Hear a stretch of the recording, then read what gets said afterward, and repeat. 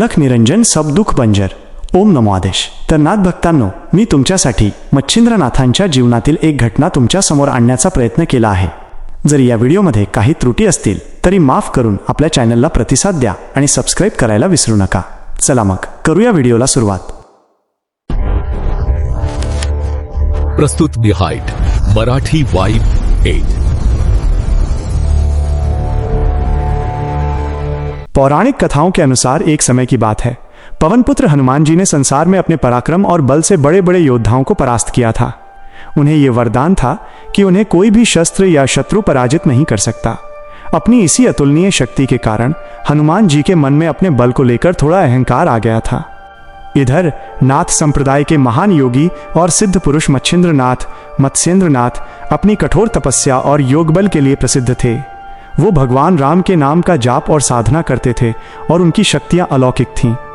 एक बार मच्छिंद्रनाथ जी रामेश्वरम के पवित्र तीर्थ पर पहुंचे, जहां उन्होंने श्री राम द्वारा निर्मित राम सेतु के दर्शन किए. दर्शन के पश्चात उन्होंने पास के एक सरोवर में स्नान किया और फिर वहीं बैठकर गहरे ध्यान में लीन हो गए. परीक्षा का आरंभ. हनुमान जी उस क्षेत्र की निगरानी कर रहे थे. उन्होंने एक महान योगी को तपस्या करते देखा, लेकिन अपने बल के अभिमान में उन्होंने सोचा कि क्यों न इस तपस्वी की परीक्षा ली जाए. हनुमान जी ने अपनी माया से उस सरोवर का सारा जल सुखा दिया. जब मच्छिंद्रनाथ जी ने आंखें खोलीं तो जल को सूखा देखकर उन्हें तुरंत ज्ञात हो गया कि ये किसी शक्तिशाली व्यक्ति का कार्य है. उन्होंने अपने योग बल से तुरंत सरोवर को फिर से जल से भर दिया और पुनः ध्यानमग्न हो गए. हनुमान जी ने बार बार जल सुखाया और मच्छिंद्रनाथ जी ने बार बार उसे भर दिया. यह क्रम कई बार चला. अंत में हनुमान जी क्रोधित हो उठे. उन्होंने अपने विशाल विकराल रूप का प्रदर्शन किया और गरजते हुए मच्छिंद्रनाथ जी को युद्ध के लिए ललकारा. हनुमान का पराजय. हनुमान जी ने बल और वेग से मच्छिंद्रनाथ पर प्रहार करना शुरू कर दिया. हालांकि मच्छिंद्रनाथ जी ने न कोई अस्त्र उठाया और न ही बल का प्रयोग किया. वो केवल अपनी तपस्या की शक्ति और राम नाम के प्रभाव पर निर्भर रहे.